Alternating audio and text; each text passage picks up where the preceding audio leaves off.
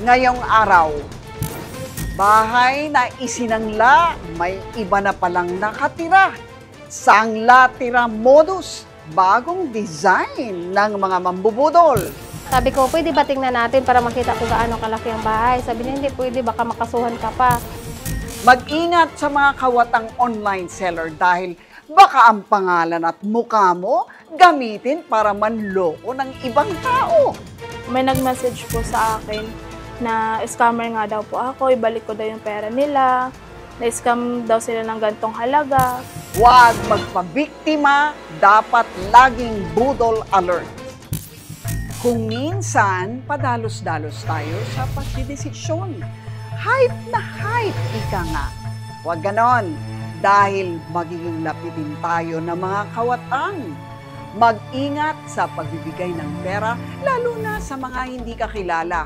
Okay lang maging tamang hinala, kesa naman maging huli na ang lahat.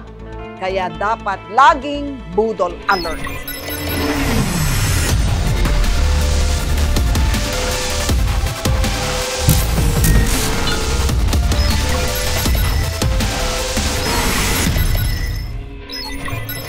Pangarap ng marami ang magkaroon ng sariling bahay. Pinagpapaguran para magkaroon ng masisilungan. Ang kaso, meron ng budol dyan at ang tawag ay sangla tira. Ano ba yon, Nikki? Ipaliwanag mo. So tulad nga ng konsepto ng pagsanla, ang sinasanla sa sanlatira ay bahay, Okay. matitirhan. So anong budol dun? Yun lang, kapag yung sinasanla sa iyong bahay ay naisanla na pala sa iba at patuloy pang sinasanla sa iba. Racket talaga.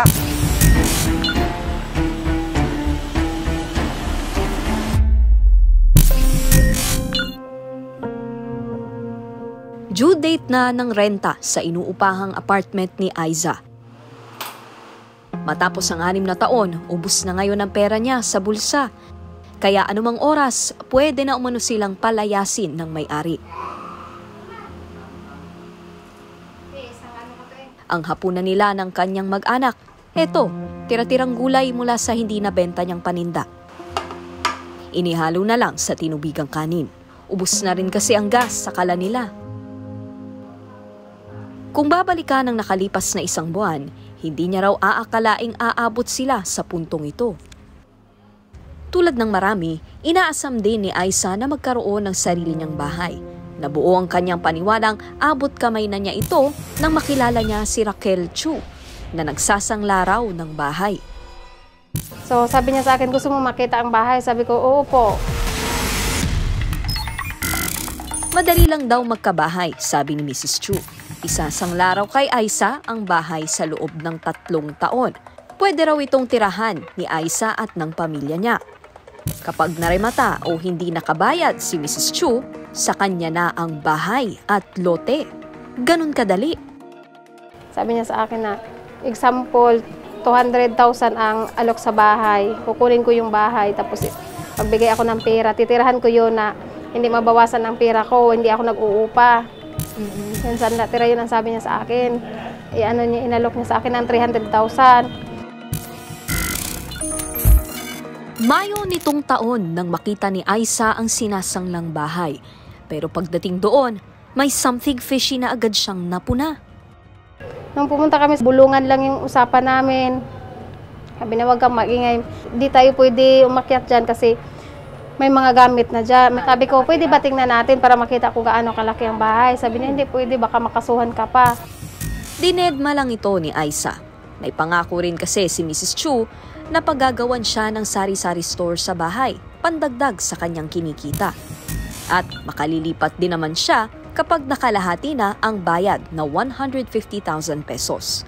Kaya hindi na rin niya binigyan ng kulay ang ura-uradang paghingi nito ng down payment. Sabi ko, di ba pwede sa susunod na araw kasi wala talaga akong pera. Meron ako ditong pangbayad sa gulay, 2,500 lang. Sabi niya sa akin, hindi pwede. Ikaw ang kumuha, dapat mag-reservation fee ka. Napilit ni Mrs. Chu si Aiza na mag-down ng 20,000 pesos. So naisip ko yung ipon sa mga bata na nasa piggy bank. Kinuha ko po yung mga pera nila na walang paalam din sa mga bata. 5 days pa lang nang mag-down si Aisa, abay nang hut-hut na naman daw itong si Mrs. Chu. Para naman daw ito sa pag-aasikaso ng mga kinakailangang papeles sa paglipat niya sa isinangla sa kanyang bahay. Para lang makalipat na, nagbigay pa ng 30,000 pesos si Aiza. Sumatotal, 50,000 pesos na ang nakuha ni Mrs. Chu sa kanya. Budol alert! Huwag pumatol sa mga bahay na isinasangla sa iyo kung wala namang maipakitang titulo. Nawawala, bumabalik, bigla na lang dumarating. Sabi nga ng isang sikat na kanta, eto na naman. Tapos sabi niya sa akin, sige ganito, magligpit ka, lilipat ka bukas. Itong hingiin ko sa iyo ngayon 50,000. Babayad natin to sa kuryente kasi walang kuryente sa bahay na titirahan mo. Nagja-jumper sila, hinuli daw. Sa loob lang ng kalahating buwan, umabot sa 160,500 pesos ang naibayad ni Aisa para sa isinasangla sa kanyang bahay. Higit kalahati na ito ng usapan nilang 300,000 pesos. Makailang ulit umano niyang pinakiusapan si Mrs. Chu na isusunod na lang ang balanse sa sangla kapag nakalipat na sila ng bahay. Pero wa-epek ang pakiusap na yan ni Aisa. Pinilit niya ako ng pinilit na magbabayad agad ako kasi maunahan daw ako.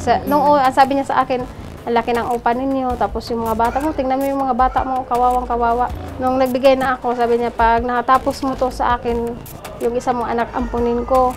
Di na pa, ako, para ako nabulunan, bakit naman niya ampunin? Hindi ko naman pinapaampun yung mga anak ko. Pero kapag nagfa-follow up si Aisa, si Mrs. Chu, puro raw paasa. Saan nagsimula yung pagduda mo na parang naloloko na ako? Nung nakabigay na ako sa kanya ng 150. Ang total mo na ang sabi naman niya kasi sa akin, pag nangalahati ka nito, agad-agad, lilipat ka na. So nung araw na yun, nakabigay ako ng halagang 150 na dahil sa hulog-hulog ko noon. Sabi ko, palipatin mo muna kami. So biglang binago niya. Ay, hindi kailangan buo. Buo. Sabi niya, hindi pwede yun kahit saan ka. Kahit saan ka magtanong. Kaya nga, binigay ko sa iyo ang bahay. Ikaw napili ko, na awang-awa ako sa iyo. Ganun ang sabi niya. Ito naman sa part na yun, nakita niya akong kahinaan ko. Nagkita ulit sina Aisa at Mrs. Chu sa isang restaurant noong May 28 para pag-usapan ang pagbibigay ulit ni Aisa ng bayad at petsa ng paglipat. Pero hindi in-expect ni Mrs. Chu na may bubulong na pala kay Aisa na bibisto sa kalukuhan niya. Ang manager ng restaurant kung saan silang nakitang dalawa, una na raw naging biktima. Suminya siya sa akin, tapos sinundan ko, sabi ko, ihim muna ako. Sabi ng manager, may sasabihin ako sa iyo. Pumasok kami sa sirang dalawa, doon kami nag-usap. Sabi niya sa akin, kilala mo ba yung matandang yun? Sabi ko, oo. Anong ginawa niyo? Nagsanla naman sa iyo ng bahay. Sabi ko, oo. Alam niya agad. Sabi niya, anong itsura sa bahay? Sabi ko, ito pong bahay up and down. Ito siya, yan, yung bahay na yan, sinanla sa akin yan. Hindi ko man lang matira-tirahan. Ganun ang sabi niya. Huwag kang magpaloko sa matanda niya. Napakasinungaling, maraming kaso yan. Pasabog ang naging revelasyon ng isa pa raw na nabiktima ng modus ni Mrs. Chu. Kaya mabilis na nag-isip si Aisa ng susunod niyang hakbang. Hindi ko pa rin sinabi sa kanya na may nalalaman na ako. Kumbaga inipon ko, kailangan na may marami din ako na proof nga talagang naluko na niya ako. Hindi na nagbigay ng anumang bayad si Aisa. Sinagot naman siya ng matalim na dila ni Mrs. Chu. Sabi niya sa akin, ginawa mo naman kaming tanga. Huwag mo kaming pantayin dito. Ikaw nangangailangan sa amin, hindi kami. Budol alert! Mag-ingat sa mga transaksyon tulad ng pagsasangla. Kailangan ng kontrata para maprotektahan ang nagsanla at pinagsanglaan. Ipanotaryo ito pagkatapos lagdaan. May mga red flag bang dapat layuan kapag sinangla ang bahay sa isang mangungupahan? Generally, ang sanglatira, pinapayagan naman ng ating batas. Isa itong uri ng tinatawag nating Contract of Anti-Crisis under the Civil Code of the Philippines. Kung gusto nila na safe, hindi sila mabudol, hindi sila ma-scam, dapat nakalagay ang amount ng principal at interest sa isang kasunduan. So make sure na hindi lang oral, no, yung inyong transaction, dapat ito ay nakasulat. At mas maganda rin, no, mas safe kung ito ipapanotarize nyo. Dapat tingnan din kung sino may-ari ng property, no, kung kaya mong tignan o i-check ko yung titulo, kung siya ba talaga, kung sino yung kadil mo, siya ba talaga sa kanya ba nakapangalan yung property na kanyang sinasangla. Dapat ay, kung magbabayad ka, mas maganda pumunta na kayo sa property at mas mabilis na i-take possession mo na, no. The moment na magkapirmahan, magbayad, nasa iyo na yung property. Kasi kung meron ng ibang nandoon, ay pahirapan na mapaalis yun. Kailangan ng due process sa law para hindi rin grave coercion or makasuhan pa ng iba pang bagay. May 30, ipinablatter na ni Aisa si Mrs. Chu. Sagad na raw kasi sa buto ang pambibilog niya sa kanyang ulo. Sige, kahit saan ka magreklamo, harapin kita. Sabi niya, isipin mo, Aisa, yung sinabi ko sa'yo, marami akong kakilala dito. Susunod, sanglatira na nauwi sa pera-pera? Mapag-ayos pa kaya? Huwag bibitiw sa Budol Alert.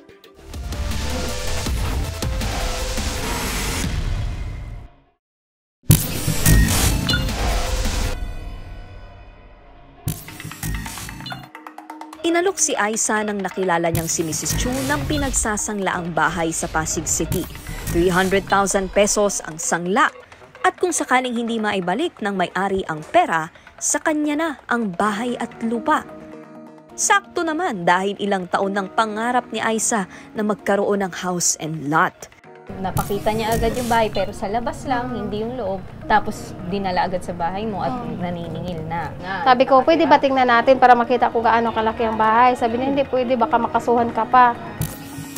Nagbigay na si Aisa ng 160,000 pesos kay Mrs. Chu, pero hindi pa rin siya nakalipat sa sanglatirang bahay. Dito na siya umalma. Ang inaasahan ko pa naman yan, pag nandyan ako nakatira, yung pera kong kinikita araw-araw, iipunin ko na yun. Saka ibabayad ko sa utang na pinautang mo sa akin. Para matuldukan na ang hiwaga sa bahay ni Lola. Siya na mismo ang nagsugod bahay sa sinangla sa kanya ni Mrs. Chu. Pero pagdating doon, may iba na palang nakatira. Sabi ng babae, baliw, bakit maglilinis? Medyo napaatras ako eh. Sabi ko, hindi mabuti na lang siguro magtulungan na lang tayo. Huwag ka lang magalit sa akin kasi biktima din naman ako. Wala akong kalam-alam na naisanla na pala niya sa iyo matagal na. Sabi niya, 7 months pa lang, paalisin kami dito. Itong bahay na to hindi ka pwede tumira kasi nandito pa kami. Yan ang sabi niya. Hindi pala siya ang number 1, kundi number 2 lang. Ang dapat na dream house, tila naging horror house sa paningin ni Aisa. Halos mapasigaw siya sa takot dahil sa pagkakabudol ng pinaghirapan niyang pera. So, sabi ko, hindi ko na lang to ituloy kung gano'n naman lang. Parang niluluko mo na talaga ako ng harap-harapan. Naguguluhan ka na rin sa storya. No. Nagtanong ako sa kanya na, ano ba talaga ang totoo? Huwag mo naman akong lukuhin ng ganito kasi alam mo naman, nakita mo yung hanap buhay namin. Si Mrs. Chu pa raw ang malakas ang loob na umatras sa usapan. Pero past due na, hindi pa rin naman ibinabalik ang 160,000 pesos niya. Ano na? Babalik ko sa iyo yung pera mo kung ganun ang gusto mo. Saka huwag ka na magsalita. Yung sabi niya sa akin, huwag ka na magdami ng kwento. Nag-house tour ako sa compound kung nasaan daw ang bahay na sinanla ni Mrs. Chu kay Aisa. So nandito nga po tayo ngayon sa Pasig, sa harap ng mismong bahay na di umano ay sinasangla nga po sa iba't ibang mga tao. Sabi nga po nila, meron daw nakatira dito sa ngayon. Puntahan po natin at i-check natin kung merong nakatira doon. Tao po. Ayan. Okay. Hello po. Nakiusap ang nakatirang pamilya sa bahay na wag na silang ipakita sa kamera. Pero kinumpirma nilang isinanla ito sa kanila ni Mrs. Chu sa halagang 170,000 pesos at 8 buwan na raw sila dito. Paniwala ni Aisa, pinaiikot ni Mrs. Chu hindi lang ang ulo kundi ang pera na mga pinagsasanglaan niya. Pagkatapos ibulsa ang perang ibinigay ni Aisa, ibabayad naman daw ito ni Mrs. Chu sa ibang taong pinagsanglaan niya ng bahay. Meron nga pong nakatira doon Pero siya po mismo ang nagsabi na si Miss Raquel Chu rin po ang nagsanla sa kanya nung bahay at 8 months na raw po siyang doon nakatira. Kilala umano sa barangay Palatio si Mrs. Chu. Hakot award raw siya pagdating sa sumbong at reklamo. Meron po mga previous na may mga record po. Ganun din, tulad din yung kaso ni Ma'am Presensya Bakiran. So bali lagi pong ganun, kumbaga, yung inirereklamo sa kanya? Opo, yung sanlatira. Kasi nagkakaroon, pagka sinasampa kasi yung reklamo sa kanya. Siguro nagkakaroon sila ng settlement, naayos din, kaya nakakalibre siya. Base sa natanggap po reklamo sa kanya, siguro mga 5 tao na yung nagreklamo sa kanya. Dinala na ni Aisa ang reklamo niya kay Mrs. Chu sa barangay at doon sila nagharap. Pero nangako si Mrs. Chu na ibabalik ang kinuha niyang pera. Kaya hindi nagsarado ng pintuan si Aisa na bigyan pa siya ng one more chance. Sinabi ko sa kanya, sige po, bibigyan po kita ng 1 linggo. Ibalik mo sa akin ang pera ko. Kung na-discover mo na na-scam o nabudol ka, actually, pwede mo kasuhan ng estafa. Bakit? Dahil under the revised penal code, ang estafa may fraud o deceit at nagbigay ka ng pera. Pero yun naman pala, naloko ka, no? So, pwede mo siyang kasuhan ng estafa, bukod pa sa iba pang mga bagay, no? Kung may iba pa siyang panlulokong ginawa, kung may iba pa siyang krimen na ginawa. But kung maramihan din kayo, pwede ring syndicated estafa, kaso nyo, no?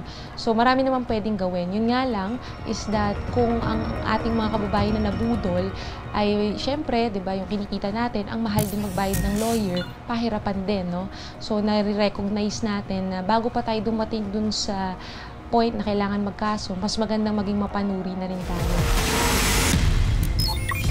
Makalipas ang 1 linggong palugit na bigay ni Aisa, binalikan namin siya at kinumusta kung natupad ang napagkasunduan nila. Umaasa naman po ako na may babalik niya yung 170,000 ngayong gabi. Sana wala naman akong ibang maisip kung umasa na lang sa kanya. Sinabi niya kasi nangako siya talaga ngayon. Na, sa katapusan ng araw na to. Sa katapusan ng araw na to, nangako siya na babalik daw niya ang pera. Pero mas matigas pa raw sa bahay na bato ang ulo ni Mrs. Chu. Ang pangako kasi, napako. Ano bang iniisip mong gawin kung sakaling hindi pa rin siya makapagbayad sa araw na to? Demanda ko talaga siya, akyat ko siya sa korte para naman din hindi na siya makaulit sa iba. Hiningi namin ang paliwanag ni Mrs. Chu kung bakit nabigo na naman siyang ibalik ang pera ni Aisa. Pero hindi siya humarap sa kamera. Humingi ulit siya ng 5 araw na extension para mabayaran ng nagrereklamo sa kanya. Pero si Aisa, desidido nang dumiretso sa korte para magreklamo. Wala na kasi siyang natitirang pasensya kay Mrs. Chu, lalo na ngayon na wala pa rin siyang matirhan. Ibalik naman lang niya yung pera ko at saka maibalik ko din sa unautangan. Simula uli kami ng panibagong ipon naman. Kasi mahirap pag pinatagal din niya, wala na ako. Sa mga katulad ko na walang kaalam-alam talaga, dapat suriin nila, kilatisin din nila na maayos yung tao na hindi sila maluloko.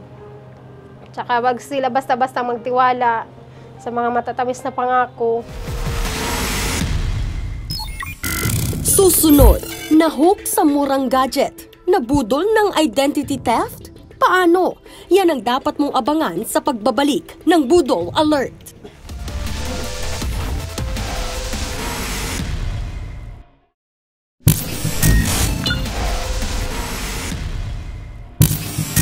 Tayong mga buyer, syempre sigurista sa mga binibili natin online.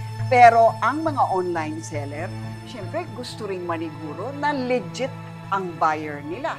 Kaya naman nagpapalitan ng ID ang online seller at ang online buyer. Pero delikado yan, dahil takaw budol yan, di ba Marian? Tama ka dyan, Luchi. Yung takaw budol na yan, dyan nag-uumpisa. Yung tinatawag nilang identity theft. So paano? Ano nangyayari dyan? Ang siste, itong mga nambibiktima na ito, kukunin nga yung mga ID, personal information mo. Tapos, ito yung gagamitin nila para makapangbudol at makapangbiktima pa ulit.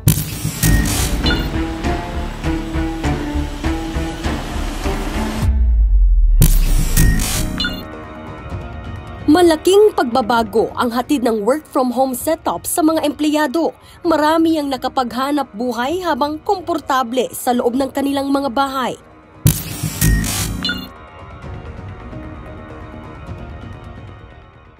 Kaya maraming ganadong bumili ng kanya-kanya nilang gadget na gagamitin sa trabaho.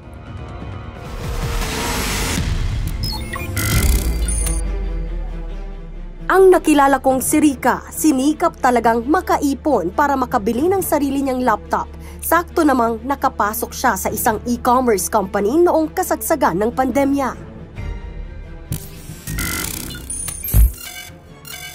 October 21, 2021, laking tuwa ni Rika nang makahanap siya online ng buy one take one na laptop. Pang-work ko po sana kasi pandemic po noong time na yun, di ba po? Nag-inquire po ako sa Facebook po, nakita ko po yung post po nung babae.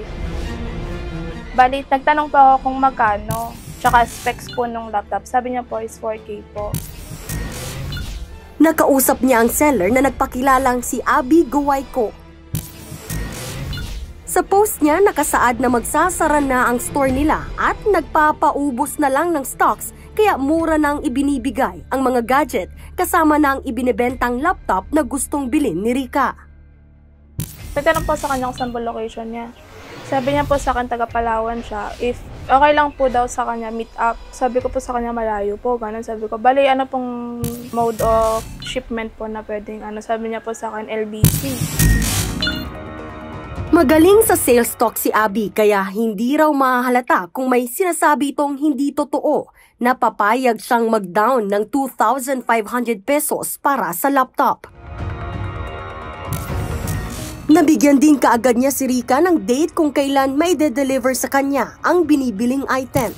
Parang na-hype po ako dun sa sinesend niya. Tapos sabi ko, bali ilang araw po darating. Sabi niya, 2 to 3 days daw po. To Palawan pa po siya. Nang i-check sa website ng courier na magdadala umano ng mga laptop, ang lead time na ibinigay ni Abby kay Rika, tugma naman ito sa delivery time ng buy one take one na laptop na galing Palawan at i-deliver sa Caloocan City. Kaya kahit paano, nabawasan ang pagdududa niya. Bali po, nagtanong po ako sa kanya nun na kung ano po yung mode of payment po namin. Sabi niya po sa akin, e-wallet na lang po. Budol alert! Hanggat maaari, dapat cash on delivery ang mode of payment sa papasuking transaksyon. Kung magbabayad online, siguraduhing verified ang e-wallet account na pagpapadalhan ng inyong bayad. Pero dahil unang beses niyang bibili ng gadget online, hindi rin basta-basta nagtiwala si Rika. Sinubukan pa raw niyang tanungin si Abby kung pwedeng mag-cash on delivery o COD na lang. Pay now din po, ganun sabi niya sa akin. Ang ginawa ko po, sabi ko sa kanya nun, hingi po ako ng assurance na kung legit po talaga yung transaction natin, ganun sabi ko sa kanya. Sabi ko sa kanya, wag ka po magalit kasi parang yung tono niya po ng pag-aano parang kinokonsensya ka na po na na totoo talaga siya na tawag. Sis, pwede po humingi ng assurance ngayon na legit po yung transaction natin. Sis, tao po ako kausap. I can send my ID to. Or gusto mo, sabay tayo pumunta ng padalahan po. Nagpadala ang nagpakilalang si Abby ng mga pruwebang legit siyang seller. At para quits, hiningi ni Abby ang ID ni Rika bago niya ibigay ang kanya. Nag-send po ako sa kanya ng IDs. Mga IDs ko po. So yung ID with pictures. Paulit po siya. Noong time na yon na sabi niya, pwede po maliwanag po yung picture. Sabi niya, tapat daw po ako sa ilaw, ganyan. Para kitang-kita po talaga siguro yung ID ko. Matapos nilang magpalitan ng IDs, nakumbinsin na si Rika na ituloy ang transaksyon kay Abby. Pero dito na niya napansin na minamadali na siyang magbayad agad ni Abby. May lakad? Sabi niya, baka maubusan ka, ganyan. Kasi baka next week hindi na ganito yung price, sabi niya gano'n. Kasi limited lang to kasi dami rin nag-order sa akin, sabi niya. Kaya parang na-trigger ako na i-push na magbigay ako ng partial sa kanya ng time na yun. Kaya walang patumpik-tumpik, in-express send agad ni Rika ang halagang 2,500 pesos na down payment at shipping fee. Tapos yun po, sabi niya, sige ma'am, i-reserve ko na po to sa inyo. Bali, pag send niyo po sa akin nung full payment po, bigay ko po sa inyo yung tracking number. Kumpleto ang drama ng kausap niya. Kung sino man ang nagdirect sa kanya, magaling. Kaya pinadala naman agad ni Rica ang natitirang balanse na 2,000 pesos. Nag-send po siya sa akin ng picture. Pero wala po yung mukha niya, yung mismong store lang yung nandun. Tapos, nung sabi niya, dito na po ako ma'am, papadala ko na po yung item. Tapos, pinitsara niya din po na may dala siyang box. Ay, legit naman pala. Kaya hindi ko na rin po siya binidyo call noong time na yun. Budol alert! Makipag-video call sa kausap para masigurong legit ito bago magbayad. Kung ayaw pumayag, magduda na. Baka budol yan. 3 araw lang dapat natanggap na ni Rica ang biniling buy one take one na laptop. Pero ang nagpakilalang Abby, Best Actress in a Contrabida role pala. Sinend niya agad yung tracking number. Tapos, pag research ko yung tracking number, not match po yung tracking number na lumalabas. Sabi ko po sa kanya nun, bakit po ganon? Mga ilang minuto po, bigla na po siya ng block. Natangay ng nagpakilalang Abby ang award na 4,500 pesos na budol money mula kay Rica. Sabi ko ganon. Sabi ko, sabi ko, bakit na-scam ako? Pinagtrabahuan ko po yung pinambili ko dun eh. Tiniis ko na hindi masyadong gumastos. Kahit na-block na siya ng kausap niyang seller, hinanap ni Rica ang pangalang Abigail Guayco sa social media. Pero nasorpresa siya sa nakita niya. May lumabas pa na Abigail Guayco.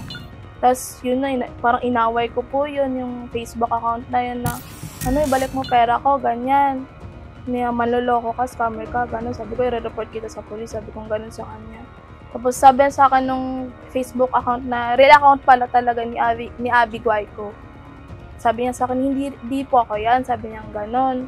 Na scam din po ako nang scam sa inyo. Sabi niya gano'n sa akin.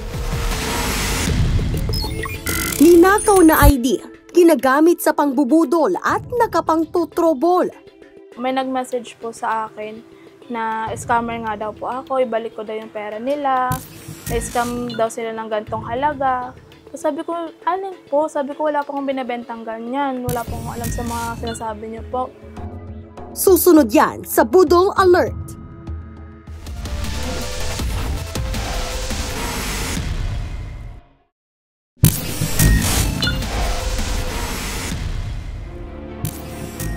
Isang kaso ng identity theft ang nangyari kay Abby Guayco. Ginamit ng mambubudol ang legit niyang pangalan at identification card para lokohin ang buyer na si Rica. Nadawit siya pagkatapos niyang bumili rin ng gadget sa isang seller na nakilala lang niya sa pangalang Cherry May. Nagbenta siya ng phone kasi sabi niya doon yung phone daw po binibenta niya kasi yung nanay niya daw po may sakit. 7,000 pesos lang ibinibenta sa kanya ang high-end at mamahaling phone. Ang mura ha, pero it's a trap na pala. Para makasure ako na nakukunin mo yung phone, kailangan mag-send ka sa akin ng ID. Tapos, ayun po, nag-send ako ng ID sa kanya. Tapos sabi niya po sa akin, sis, pwede kasama ka sa ID? Tapos nag-send po ako. Tapos yung sinend ko po na picture, may filter pa po yun. Tapos sabi niya, ay sis, wag mo lagyan ng filter. Parang malinaw. Tapos ayun po, ginawa ko din yun. Tapos, then yun na. Sabi ko, isend ko po yung 2K. Budol Alert! Huwag kung kani-kaninong magpapadala ng ID at selfie. Lagyan ito ng watermark para hindi magamit ng iba. Watermark ang tawag sa pangalan, lagda o anumang patunay na sa isang tao ang larawan. Once na yung seller nanghingi agad sa iyo ng information, pag-i-fill up po ito, ilagay niyo yung pangalan, ilagay niyo yung contact number, address, tapos yung ID, hinihingi pa yung ID, wag na wag kayong maniniwala dyan. Doon pa lang, isipin niyo na na-scam talaga yan. The mere fact na hinihingi sa iyo yung information, pwedeng gamitin yan sa masamang bagay pag binigay mo. So, wag na wag nating ibibigay yung mga information natin sa ibang tao. Nang magbayad si Abigail ng 2,000 pesos kay Cherry May, hindi dumating ang binili niyang cellphone. Nalaman na lang niya na ginagamit na pala ang ID at mga larawan niya para mangbudol pa ng iba. Isa na nga sa mga biktima si Rica at hindi lang pala siya, kundi marami pa. Hanep, reuse, and recycle. May mga nag-chat sa akin. Pero ilan, mga 10 siguro. Tapos, yun, kasama po yung sa mga scam. Tapos yun, in-explain ko kay Rica na sabi ko ganun nga nangyari sa sitwasyon ko, na na-scam din ako. Yung stress, yung anxiety, hindi ka po makatulog kakaisip kasi kinabukasan, iisipin mo, may mag-chat na naman sa'yo. Kasi nung time na yun, buntis pa po ako. Maraming sinasasabihin sa'yo, may mga nagbabanta, may mga hindi talaga naniniwala. Dumulog din agad si Abigail sa mga otoridad. Sa halip na magtago, pinayuhan siya ng mga ito na harapin ng mga maghahanap sa kanya para patunayang wala siyang sala. Sabi nila daw po is, kung ano po yung nakalagay na name dun sa ID na sinend ko, yun daw po yung ilagay ko name sa Facebook ko. Para at least kung may isa-search man ako ng mga na-scam, madali po nila akong mahanap at makakapagpaliwanag po ako ng side ko. Tapos na ba? Naku, hindi pa pala. Pagkatapos gamitin ng mambubudol ang ID ni Abigail, sunod naman ginamit ng scammer ang ID ni Rica. Nag-message po sa akin na scammer nga daw po ako, ibalik ko daw yung pera nila, na-scam daw sila ng gantong halaga. Sobrang stress. Tapos parang natatrauma ako. Hindi lang daw online kinompronta ng mga galit na biktima si Rica. Hindi kasi sila aware na pati si Rica, biktima rin ng identity theft. Stress na po ako dun sa tao na yun. Kasi grabe yung ginawa niya sa akin eh. Sinira niya po talaga. Pangalan ko. Parang ako pa po yung lumit yung mundo. Mahigit 20 na ang nabiktima ng mambubudol gamit ang mga ID at selfie ni na Abigail at Rica. Kaya umabot na sa punto na pati pangalan ni Rica nadawit pa sa milyong halaga ng cryptocurrency scam. Sobrang perwisyo ang idinulot nito sa kanya. Mamaya bigla na lang po akong kidnapin dyan, bigla na lang akong barilin dyan. Kaya parang na po akong maglabas-labas or mag-sambay po dyan sa labas. May siya ulit nag-chat, nag-start na mag-ano sa'yo?